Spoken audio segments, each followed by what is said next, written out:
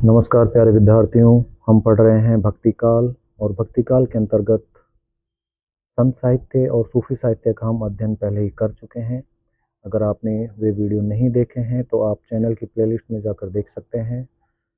उनके साथ साथ आदिकाल से संबंधित 4-5 वीडियो बनाए हुए हैं, उनको भी आप देख लें ताकि आगे के जो वीडियो आएँ उनको आप अच्छे से समझ पाओ। और अगर आपने चैनल को सब्सक्राइब नहीं कर रखा है अभी तक तो चैनल को सब्सक्राइब कर लो ताकि जो भी मैं वीडियो डालूं वो आप तक समय पर पहुंच सकें और आप उसको पढ़ सकें। चलो आज का वीडियो शुरू करते हैं। आज का जो हमारा वीडियो है वो भक्ति काल के अंतर्गत राम भक्ति से संबंधित साहित्य का वीडियो है। सबसे पहले अपन बात करते हैं कि राम भक्ति साहित्य जो है इसको अन्य किन नामों से जाना जाता है। तो अगर अन्य नामों की बात करें तो इसको रामाश्री काव्य या राममार्गी काव्य के नाम से भी जाना जाता है, जो मुख्य रूप से आचार्य रामचंद्र शुक्ल जी के द्वारा दिया गया था। इसको राम काव्य भी कहा जा सकता है।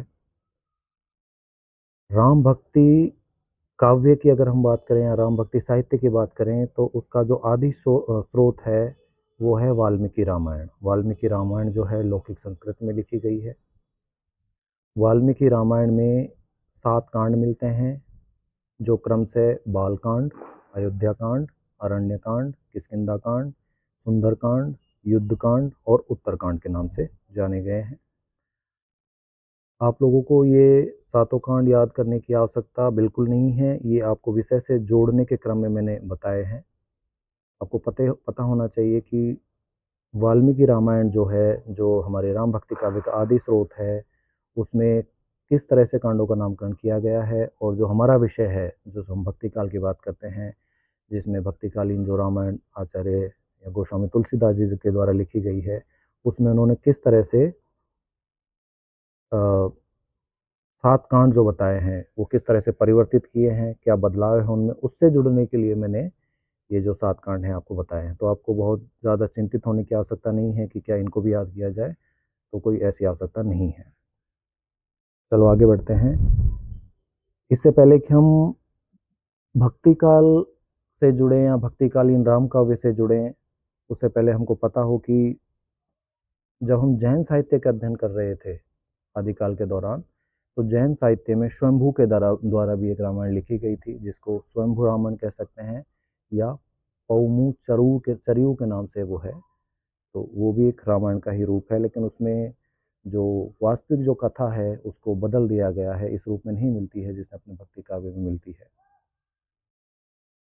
राम भक्ति से संबंधित जो संप्रदाय हैं उनमें मुख्य रूप से श्री संप्रदाय, ब्रह्म संप्रदाय, रामावत या रामानंदी संप्रदाय मिलते हैं, जिसका जो प्रवर्तन है या जिसकी स्थापना है रामानंद के द्वारा की गई थी। अभी अपन बात कर लेते हैं कि राम भक्ति साहित्य जो है उसकी मुख्य विशेषताएं क्या हैं। इससे पहले भी अपन ने जब संत साहित्य की बात करी या सूफी साहित्य की बात की तो उससे संबंधित विशेषताओं पर अपन ने चर्चा की थी। तो जब हम राम भक्ति साहित्य की बात करेंगे तो उसकी क्या मुख्य विशेषताएं हैं इसके ऊपर अपन बात करेंगे, और इससे संबंधित प्रश्न भी बन सकता है, तो ये महत्वपूर्ण हो जाता है। आप इसको थोड़ा सा ध्यान से पढ़ लेंगे। चलो शुरू करते हैं। सर्वजन सुखाय एवं बहुजन हिताय का भाव, तो ये तो बहुत स्पष्ट है। सभी सुखी रहने चाहिए, बहुजन मतलब वही सभी से ही है, सभी सुखी रहें, सबके हित का भाव इसमें साहित्य में देखने को मिलता है। आदर्श राम राज्य की परिकल्पना इसमें की गई है। भाई भाई का संबंध कैसा होना चाहिए, भाई का भाई के प्रति, पुत्र का पिता के प्रति किस तरह का व्यवहार होना चाहिए, आदर्श व्यवहार की जो बात है, जो राम राज्य में राम अपने पिता के साथ या हम ये कहें कि रामायण में जिस तरह का वर्णन किया गया है संबंधों का, उस तरह का वर्णन जो है राम भक्ति साहित्य में देखने को मिलता है। लोकोन्मुखता या जनोन्मुखता साहित्य में देखने को मिलती है, मतलब लोक से जुड़ाव है, सामान्य लोगों से जुड़ाव है, सामान्य जो संस्कृति है समाज की उससे जुड़ाव इसमें हम देखने को मिलता है। लोक मंगल की भावना इसमें देखने को मिलती है। जब हमने बात की थी भक्ति काल के वर्गीकरण की, तब मैंने बताया था कि भक्ति काल को मुख्य रूप से 2 भागों में बांटा गया है, सगुण साहित्य और निर्गुण साहित्य। तो राम भक्ति जो साहित्य है वो सगुण साहित्य के अंतर्गत आता है क्योंकि इसमें राम की स्तुति की गई है। आगे जब हम कृष्ण भक्ति साहित्य की बात करेंगे तो वहाँ पे कृष्ण की स्तुति है। उससे पहले जो अपन बात कर चुके हैं संत साहित्य की और सूफी साहित्य की, वहाँ पे किसी ईश्वर की मूर्ति की कल्पना नहीं है, किसी एक आराध्य ईश्वर का नाम नहीं आता है कि ये ही ईश्वर है, इसी की पूजा करनी है। वहाँ पे परम तत्व परमात्मा की बात की गई है। तो इस आधार पर वो जो दोनों हैं, पहले संत साहित्य और सूफी साहित्य दोनों निर्गुण साहित्य हैं, जबकि राम भक्ति साहित्य और कृष्ण भक्ति साहित्य जो है सगुण के अंतर्गत आता है। तो यहाँ पे हम देखते हैं राम के सगुण रूप का चित्रण राम भक्ति साहित्य में देखने को मिलता है। श्रृंगार रस का प्रयोग तो किया गया है, लेकिन श्रृंगार का मर्यादित चित्रण है। इसमें कहीं भी अश्लीलता हमको देखने को नहीं मिलेगी। हालांकि बाद में राम भक्ति से संबंधित कुछ संप्रदाय ऐसे हुए जिन्होंने कृष्ण की भक्ति से संबंधित कुछ संप्रदाय चले आ रहे थे, उससे प्रेरित होकर कुछ इस तरह का साहित्य लिखा है थोड़ा बहुत, लेकिन वो बहुत ही कम मात्रा में है। ज़्यादातर जो साहित्य मिलता है वहाँ पे श्रृंगार का मर्यादित चित्रण ही देखने को मिलता है। अंगी रस जो है इसका शांत रस या भक्ति रस हम कह सकते हैं, यहाँ पे देखने को मिलेगा। भक्ति जो है यहाँ पे दास्य भाव की है। दास्य भाव से आप समझ रहे होंगे कि प्रभु के प्रति या ईश्वर के प्रति अपने आप को समर्पित कर देना, एक दास के रूप में अपने आप को चित्रित करना, वो दास्य भाव की भक्ति कहलाती है। इसके अलावा गुरु की महत्ता पर बल यहाँ पे देखने को मिलता है। मुख्य रूप से प्रबंध शैली में लिखा गया है साहित्य है, लेकिन ये नहीं कह सकते कि पूरा साहित्य ही प्रबंध शैली में है। मुक्तक साहित्य भी यहाँ पे देखने को मिलता है।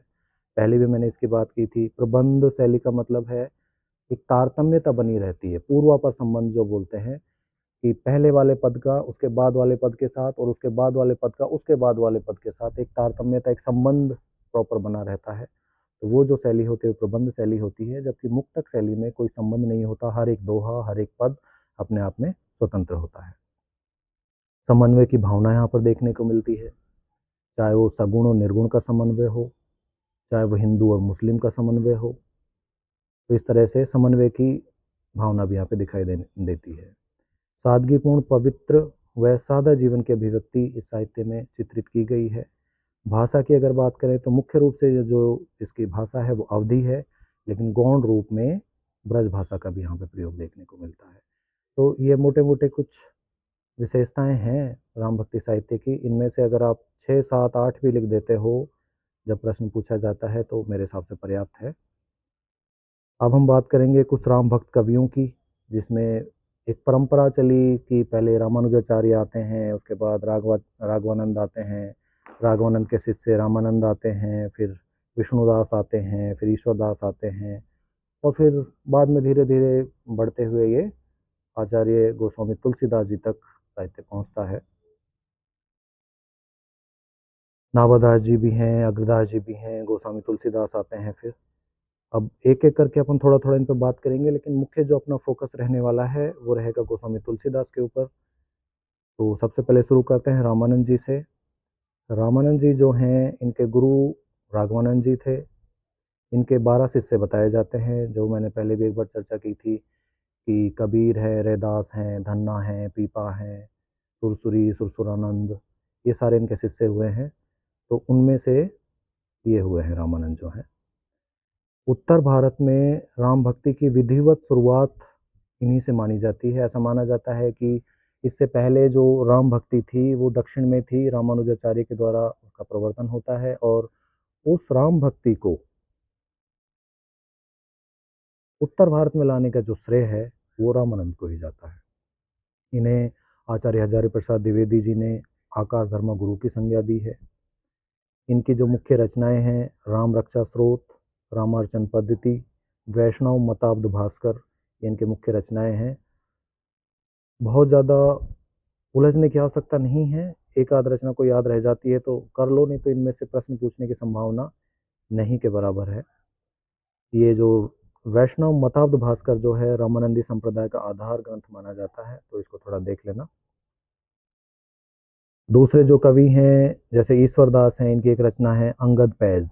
ये कई बार पूछ ली जाती है, सिर्फ नाम और लेखक का नाम इतना ही है, इससे ज़्यादा और कुछ इसमें याद करने की आवश्यकता नहीं है। एक नाभादास हैं जिनकी रचना है भक्तमाल। इसमें उस समय के जो प्रसिद्ध कवि हुए थे उनसे संबंधित उनकी कुछ पंक्तियाँ दी हुई हैं और उनका कुछ जीवन चक्र का वर्णन इन्होंने किया है। तो ये भी महत्वपूर्ण रचना है, तो इसका नाम भी आप याद रख लेना, नाभादास की भक्तमाल। जो अपना मुख्य विषय है, जिसके ऊपर प्रश्न बनेंगे, जो अपने को पढ़ना चाहिए, जिसको अपन को समझना चाहिए, वो है गोस्वामी तुलसीदास। इनके बारे में अपने को थोड़ा सा डिटेल में पढ़ना पड़ेगा। सबसे पहले बात कर लेते हैं इनका बचपन का नाम। तो इन्हें बचपन में राम बोला के नाम से बुलाया जाता था और नाम इनका तुलाराम भी बताया जाता है। जन्म इनका होता है 1532 ईस्वी में। इसमें भी दो बड़े विद्वान आचार्य हजारी प्रसाद द्विवेदी और आचार्य रामचंद्र शुक्ल, इनमें विरोध तो नहीं कहेंगे, इन्होंने अपने अपने शोध के आधार पर इन्होंने जो खोजें की, उन खोजों के आधार पर इन्होंने अलग अलग जगह का नाम बताया है। आचार्य हजारी प्रसाद द्विवेदी जो हैं, इनका जन्म सोरो स्थान पर मानते हैं, जबकि आचार्य रामचंद्र शुक्ल जो हैं राजापुर नाम की जगह पर इनका जन्म मानते हैं। इनके पिताजी जो थे आत्माराम दुबे थे, माता हुलसीबाई और पत्नी जो थी रत्नावली थी। इनकी पत्नी के संदर्भ में एक कहानी प्रचलित है। ऐसा बताया जाता है कि जब तुलसीदास जी का विवाह हुआ था और विवाह के कुछ समय बाद जब पत्नी रत्नावली अपने मायके वापस जाती है, तो ये इतना प्रेम करते थे अपनी पत्नी से कि जब वो चली जाती है तो उसके पीछे पीछे चल देते हैं ये, और रास्ते में बहुत समस्याएं आती हैं, नदी आ जाती है, नदी को पार करके ये पहुंचते हैं। और ऐसा बताया जाता है कि जब इनको ऊपर जाना था अपनी पत्नी के पास मिलने के लिए, तो एक सांप लटका हुआ था, उस सांप के लटक के ये अपनी पत्नी से मिलने पहुंचे थे। और जब वहाँ पे पहुंचते हैं तो उनकी पत्नी इनको देख के मतलब खुश नहीं होती है, ये मत सोचना खुश हो गई होगी, खुश नहीं होती है, बल्कि वो एक कुछ पंक्तियाँ बोलती है, उस पंक्ति के माध्यम से इनको समझाने का प्रयास करती है। वो कहती है, अस्ति चरम में देहे मम, अस्ति चरम में देहे मम, तामे ऐसी प्रीत, नेकु प्रीति जो श्री राम में होती तो काहे को भवभूत भयभीत। अर्थात ये जो हड्डी और खाल, चरम मतलब चमड़ी का ये जो शरीर है, उसमें तुमको इतना प्रेम है, इतनी प्रीति है, अगर ऐसी थोड़ी सी भी प्रीति अगर भगवान श्री राम के प्रति होती तो इस संसार के भव बंधन में नहीं जूझना पड़ता, नहीं भागना पड़ता। तो इस दोहे को सुन के ऐसा बताया जाता है कि तुलसीदास का हृदय परिवर्तन हो जाता है, वो वापस लौट आते हैं और उसके बाद वो श्री राम की भक्ति में लीन हो जाते हैं और उससे संबंधित फिर रचनाएं लिखना शुरू कर देते हैं। तो ये कहानी थी छोटी सी। गुरु जो है इनके नरहरि दास हैं और शेष सनातन भी इनके गुरु माने जाते हैं। और ये जो हैं अकबर के समकालीन कवि थे, लेकिन कुछ ऐसा वर्णन मिलता है कि अकबर से संबंधित जो रचनाएं लिखी गई हैं, अकबरनामा नाम की एक रचना है, उसमें समकालीन जितने भी लेखक थे, कवि थे, उन सभी का नाम है, लेकिन उसमें तुलसीदास जी का नाम नहीं है। ये बड़ा चर्चा का विषय है। इससे संबंधित कुछ उपन्यास भी लिखे गए पिछले दिनों, जिसके ऊपर कुछ पुरस्कार भी मिले हैं। तो उसमें कुछ ऐसा है कि अकबर अपने आप को बड़ा मानता था और ये चाहता था कि सभी मेरी छत्र छाया में रहें, मेरे दरबार में। जैसे कोई प्रसिद्ध कवि है तो वो अपने दरबार में बुला लेते थे और अपने उसके लिए काम करवाते थे, उनसे लेखन करवाते थे। लेकिन तुलसीदास जी जो थे, इनके समकालीन भले ही थे, लेकिन इन्होंने उनके दरबार में जाना स्वीकार नहीं किया। इसलिए कुल मिला के उनसे एक चिढ़ थी उनकी, इसलिए उनसे संबंधित जो किताबें लिखी गई है उसमें कहीं भी तुलसीदास जी का नाम देखने को नहीं मिलता है। इनके बारे में कुछ पंक्तियां हैं। तुलसी हिंदी काव्य गगन के सूर्य हैं। इन पंक्तियों में से एक आध पंक्ति पूछी जा सकती है, तो थोड़ा सा देख लेना किससे संबंधित है, किसने कही है। तुलसी हिंदी काव्य गगन के सूर्य हैं, ये आचार्य रामचंद्र शुक्ल जी ने कहा है। एक पहले से एक कहावत ही समझ लो इसको, चली आ रही है कि सूर सूर तुलसी शशि, मतलब सूर सूर्य है और तुलसी जो है वो चंद्रमा के समान है। जबकि आचार्य रामचंद्र शुक्ल जो हैं, इनको इस जो कहावत है इसको उलट देते हैं और कहते हैं कि तुलसी हिंदी काव्य गगन के सूर्य हैं, इनको सूर्य की उपाधि देते हैं। तुलसीदास हिंदी के जातीय कवि हैं, ये बात कही है रामविलास शर्मा ने। और जो ऊपर बात की थी अपन ने नाभादास की, जिन्होंने भक्तमाल लिखी है, उन्होंने तुलसीदास को कलिकाल का वाल्मीकि कहा है। एक अंग्रेजी विद्वान है स्मिथ, उन्होंने तुलसीदास को मुगल काल का सबसे महान व्यक्ति कहा है। तुलसीदास मुगल काल के सबसे महान व्यक्ति हैं, किसने कहा? स्मिथ ने कहा। हजारी प्रसाद द्विवेदी जी इनके बारे में कहते हैं कि लोकनायक वही हो सकता है जो समन्वय का अपार धैर्य लेकर आए। लोकनायक वही हो सकता है जो समन्वय का अपार धैर्य लेकर आए। तुलसी का काव्य समन्वय की विराट चेष्टा है। बहुत ही महत्वपूर्ण कथन है बच्चों, आ सकता है, थोड़ा सा ध्यान रखना। और कथन मुझे ऐसा लग रहा है अगर आएगा तो ये ऑब्जेक्टिव प्रश्न में आ सकता है। तो अगर इसमें से कुछ कीवर्ड याद रख लोगे ना कि लोकनायक वही हो सकता है, इतना भी याद रह गया तो याद आ जाएगा कि ये कथन हमने पढ़ा था और किसका है? हजारी प्रसाद द्विवेदी जी का है। तो इस तरह से आप लोग याद रख सकते हो। लेकिन हाँ, जब किसी प्रश्न का बड़ा उत्तर लिखते हो, अपने प्रश्न को विस्तार देने के लिए या एक अच्छा रूप देने के लिए, जब आप इस तरह के कोटेशन को लिखते हो लेखक के नाम के साथ में, तो बहुत ही प्रभावी उत्तर बन जाता है। यदि राम को जानना है तो रामचरित पढ़ें। यदि राम को जानना है तो रामचरित पढ़ें, और अगर तुलसीदास को जानना है तो विनय पत्रिका पढ़ें। ये इनके बारे में प्रसिद्ध है ये कथन, क्योंकि रामचरितमानस में उन्होंने राम का जो विराट वर्णन किया है, उससे सुंदर और कोई रचना भक्ति साहित्य में देखने को नहीं मिलती है। तो राम को अगर समझना है, राम के व्यक्तित्व को समझना है, तो आप रामचरितमानस पढ़िए। और तुलसीदास जी के व्यक्तित्व को जानना है, तुलसीदास जी को जानना है, तो आप विनय पत्रिका को पढ़िए। विनय पत्रिका में उन्होंने अपने जीवन से संबंधित संदर्भों को जोड़ते हुए भगवान श्री राम की किस तरह से स्तुति की है, वो बहुत ही सुंदर तरीके से इसमें चित्रित किया गया है। ग्रियर्सन ने सर्वप्रथम तुलसीदास को लोकनायक की संज्ञा दी और क्या कहा? बुद्ध देव के पश्चात सबसे बड़ा लोकनायक तुलसीदास है। देखो कितनी बड़ी बात कही है एक विदेशी विद्वान ने। तो ये भी चर्चा का विषय रहता है, कई बार पूछ लिया जाता है कि बुद्ध देव के पश्चात सबसे बड़ा लोकनायक तुलसीदास है, किसने कहा था? तो जॉर्ज इब्राहिम ग्रियर्सन ने कहा था।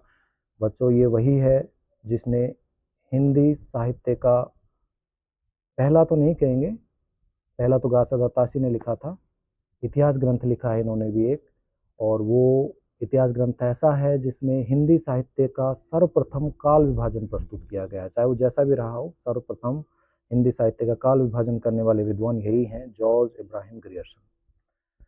तुलसीदास जी का जो प्रिय अलंकार है वो है सांग रूपक, और इनसे संबंधित एक रचना मिलती है मानस का हंस, जो कि एक उपन्यास है। इसके लेखक हैं अमृतलाल नागर, जो इन्होंने तुलसीदास जी को आधार बना के लिखी है। रचनाओं की अगर हम बात करें, तुलसीदास जी की 12 रचनाएं मुख्य रूप से आचार्य रामचंद्र शुक्ल जी ने मानी है। उनमें से विनय पत्रिका जो है उसमें 279 छंद हैं, 279। गीतावली 328, कृष्ण गीतावली, कवितावली 325, दोहावली 573, वैराग्य संदीपनी, जानकी मंगल, पार्वती मंगल, रामचरितमानस, रामाज्ञा प्रश्नावली, बरवे रामायण, रामलला नहचू। अब जो मैं ये बता रहा हूँ कि कितने छंद हैं, कितने दोहे हैं, ये बहुत ज़्यादा चिंता का विषय आप लोगों के लिए नहीं होना चाहिए, क्योंकि ऐसा प्रश्न नहीं पूछा जाएगा कि भाई विनय पत्रिका में कितने छंद हैं या गीतावली में कितने छंद हैं। तो ये तो मैंने एक मोटी सी जानकारी आपको बताई है कि जब आप साहित्य को पढ़ रहे हो, समझ रहे हो, उसे जुड़ने का प्रयास कर रहे हो, तो आपकी एडिशनल जानकारी के लिए है। कुल मिला के अगर याद रख सको तो अच्छी बात है, नहीं तो कोई चिंता की बात नहीं है। लेकिन ये रचनाएं आपको, जब आप तुलसीदास जी से संबंधित किसी प्रश्न को हल करोगे, तो इन रचनाओं का नाम याद होना चाहिए, उनको आप लिखिए, तो उससे प्रभावी उत्तर आप दे सकोगे। फिर से एक बार बात कर लेते हैं। विनय पत्रिका है, गीतावली है, कृष्ण गीतावली है, कवितावली है, दोहावली है, वैराग्य संदीपनी, जानकी मंगल, पार्वती मंगल, रामचरितमानस, रामाज्ञा प्रश्नावली, परवे रामायण, रामलला नहचू। और जो इसमें से जब प्रतियोगी परीक्षाओं की तैयारी करते हैं तो उस समय कुछ प्रश्न पूछे जाते हैं कि निम्नलिखित में से कौन सी रचना अवधी भाषा में है, या कौन सी भाषा अवधी भाषा में नहीं है, ब्रज भाषा में है। तो इसमें कई बार गलतियां हो जाती हैं, तो इसकी एक ट्रिक है। एक तो आप ये ध्यान रख लो कि जिसमें भी वली लगा हुआ है, चाहे वो गीतावली हो, कवितावली हो, चाहे वो कृष्ण गीतावली हो, चाहे वो दोहावली हो, ये सारी जो रचनाएं हैं वली प्रत्यय वाली, ये सभी ब्रज भाषा में है। साथ में एक ट्रिक आप ये भी याद रख सकते हो, जिस भी रचना के नाम में, जिस भी, ध्यान से सुनना, जिस भी रचना के नाम में कहीं भी मैं है, इनमें से पढ़ लेना, कहीं भी मैं है तो वो अवधी भाषा में है। ये सिर्फ आचार्य गोस्वामी तुलसीदास जी के संदर्भ में कह रहा हूँ मैं। उनकी जो 12 रचनाएं हैं उनमें से जिस भी रचना के नाम में कहीं भी मैं है वह अवधी भाषा में होगी। अगर उस रचना के नाम में मैं नहीं है तो वो ब्रज भाषा में होगी। दो ही भाषाओं में इन्होंने मुख्य रूप से लिखा है, अवधी और ब्रज।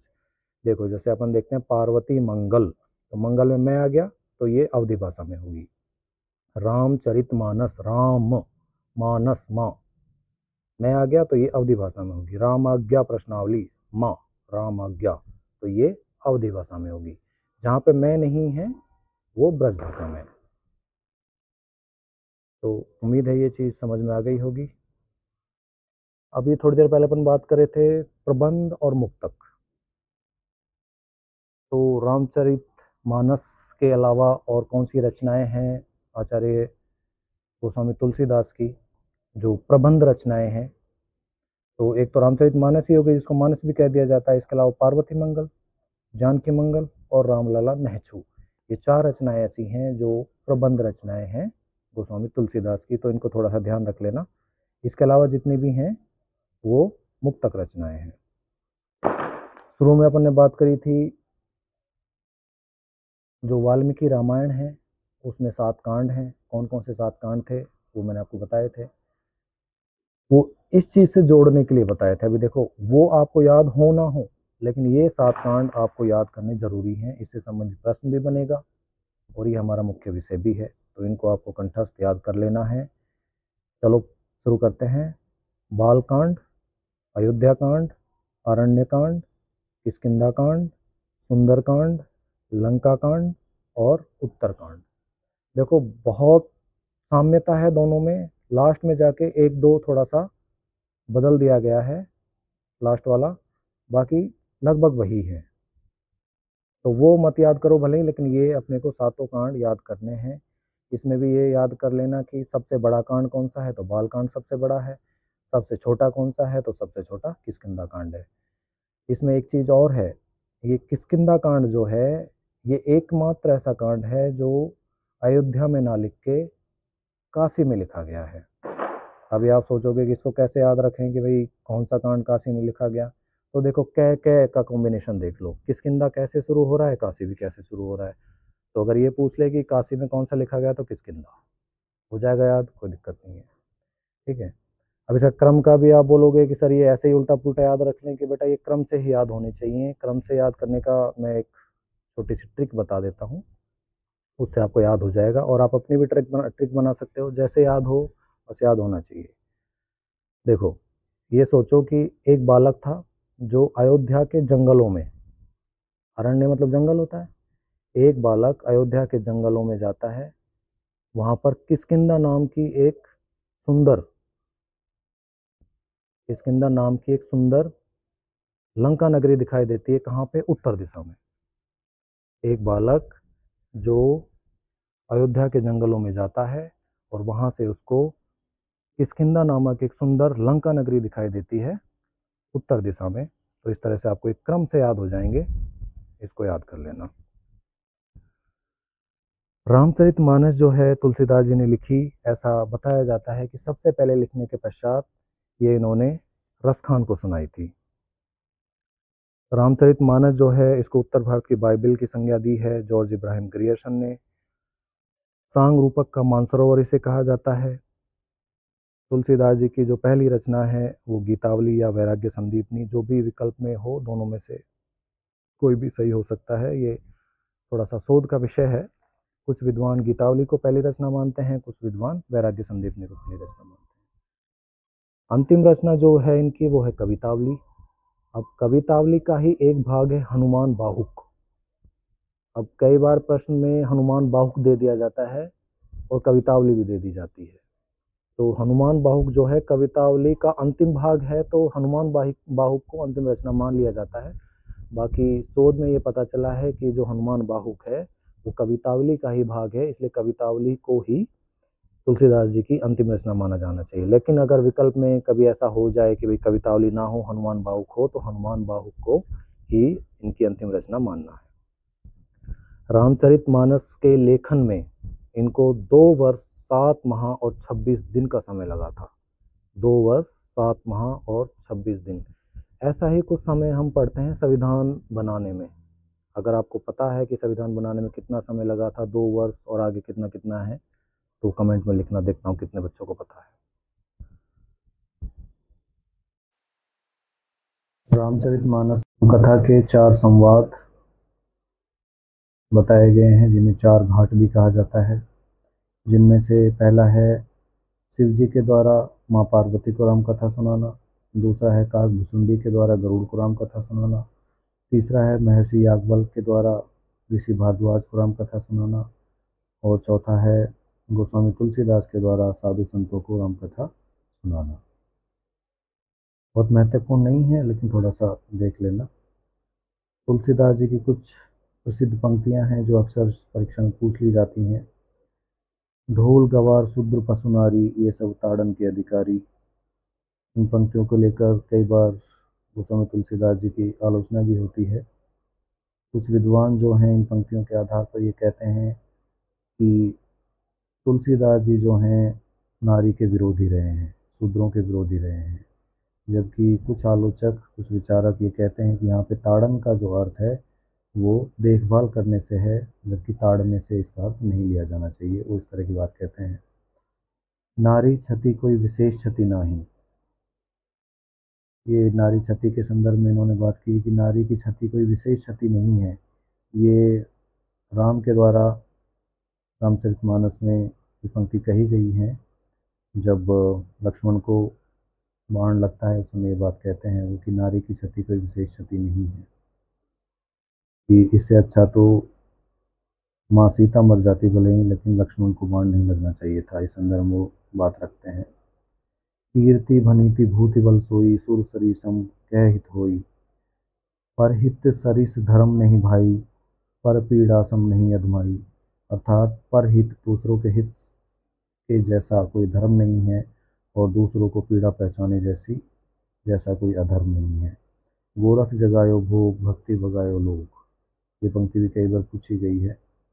जाके प्रिय न राम विदेही, सो छोड़िए कोटि बैरिसम, जद्यपि परम स्नेही। इन पंक्तियों के पीछे भी एक लघु कथा जुड़ी हुई है। ऐसा माना जाता है कि मीराबाई को जब उसके ससुराल में बहुत प्रताड़ित किया जा रहा था, उस समय उन्होंने गोस्वामी तुलसीदास को याद किया और उनको एक पत्र लिखा था, और पत्र के माध्यम से अपनी पीड़ा उनके सामने व्यक्त की थी।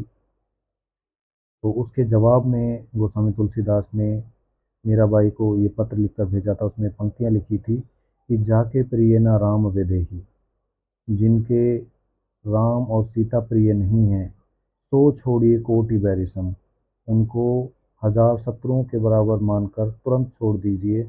जब भी परम स्नेही, चाहे वो कितने ही स्नेही हों, कितने ही प्रिय हों।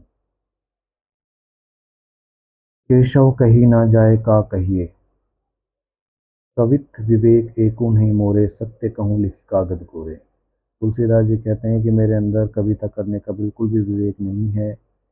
मैं एक खाली कागज़ पर लिखकर ये बात कहता हूँ। ये बात उन्होंने कही है, लेकिन ये तो हम देख ही रहे हैं कि कितना विवेक है उनमें कविता करने का। इतना अच्छे अच्छे काव्य उन्होंने लिखे। रामचरितमानस लिख दिया, जो कि एक मील का पत्थर है हिंदी भक्ति साहित्य में। सुरतिये नरतिये नागतिये, सब चाहे सी अस होए, गोद लिए हुलसी फिरे, तुलसी सो सुत होए। इसके पीछे भी एक कथा जुड़ी हुई है। ऐसा माना जाता है कि एक महिला थी जो अपनी पुत्री का विवाह करना चाहती थी, लेकिन उसके पास धन नहीं था। तो वो अपनी पीड़ा लेकर तुलसीदास जी के पास जाती हैं और उनको अपनी पीड़ा कहती हैं। तब एक पंक्ति लिखकर वो उनसे कहते हैं कि आप ऐसा कीजिए, एक पंक्ति मैंने लिखी है, इसको लेकर आप रहीमदास जी के पास जाइए, वो आपकी ज़रूर मदद करेंगे। और इस पंक्ति के जवाब में उन्होंने ये पंक्ति लिखी थी रहीमदास जी ने कि गोद लिए हुलसी फिरे, तुलसी सो सुत होए। एक इनकी पंक्ति प्रसिद्ध है, खेती, हाँ, उन्होंने फिर उसके बाद उनकी मदद कर दी थी रहीमदास जी ने विवाह करने में। खेती न किसान को, भिखारी को न भीख बलि। ये कवितावली की पंक्ति है जो कि इन्होंने कलयुग का वर्णन इन पंक्तियों के माध्यम से किया है। वो लिखते हैं, खेती न किसान को, भिखारी को न भीख बलि, बनिक को बनिज न चाकर को चाकरी। जीविका विहीन लोग सीध मान सोच बस, कहे एक एक अन सो कहाँ जाई का करी। वेद ही पुराण कही लोक ही विलोकियत, साकरे सभी पे राम राव रे कृपा करी। दरिद्र दसानन दुबाई दीन दीन बंधु, दुरित दहन देखी तुलसी हाहा करी। पंक्तियों का बहुत गूढ़ अर्थ नहीं है, एक बार आप सुनेंगे तो सामान्य अर्थ है इसका निकल के सामने आ जाएगा। इसमें इन्होंने सीधा सीधा कलयुग में जो परिस्थितियां हैं उन परिस्थितियों का वर्णन किया है। राम भक्ति से संबंधित जो भक्ति काल के बाद जो कवि हुए हैं उनमें मुख्य रूप से केशव दास का नाम आता है, जिन्होंने रामचंद्रिका लिखी थी। आधुनिक काल में हरिओद, जिनका पूरा नाम अयोध्या सिंह उपाध्याय हरिओद है, उन्होंने वेदेही वनवास लिखा। मैथिली शरण गुप्त, जिन्होंने साकेत नाम से रचना लिखी, जो भी राम भक्ति से संबंधित है। साकेत जो है अयोध्या का जो एक पर्यायवाची कह सकते हैं उस रूप में प्रयोग हुआ है। निराला, इन्होंने लिखी है राम की शक्ति पूजा। और नरेश मेहता जो हैं उन्होंने लिखी है संशय की एक रात। इसके अलावा भी बहुत सारे काव्य हैं जो भक्ति से संबंधित या राम भक्ति से संबंधित लिखा गया है, लेकिन जो प्रसिद्धि जिन्होंने प्राप्त की है मोटे मोटे यही है, तो इनको थोड़ा देख लेना। अन्य रामायण कौन कौन सी लिखी गई हैं? एक तो अपने शुरू में बात की वाल्मीकि रामायण, जो वाल्मीकि जी ने लिखी है, जो कि लौकिक भाषा में है। इसके अलावा कृतिवास रामायण है जो बंगला भाषा में लिखी है, और इसी कृतिवास रामायण से प्रभावित है निराला की राम की शक्ति पूजा। जब आप आधुनिक काल का अध्ययन करेंगे तब इस तरह का प्रश्न आएगा। एक रंग रामायण है जो तेलुगु भाषा में लिखी गई है, एक कंब रामायण है जो तमिल भाषा में लिखी गई है, एक मंगल रामायण है जो मराठी भाषा में लिखी गई है, एक भावार्थ रामायण है जो भी मराठी भाषा में लिखी गई है। तो ये था आज का हमारा वीडियो, जिसमें हमने भक्तिकालीन साहित्य में राम भक्ति काव्य के ऊपर बात की। अगले वीडियो में हम बात करेंगे कृष्ण भक्ति काव्य पर। अगर आपने चैनल को सब्सक्राइब नहीं कर रखा है तो कर लो, ताकि आगे जब मैं वीडियो डालूं तो वो आपको समय पर उपलब्ध हो सकें।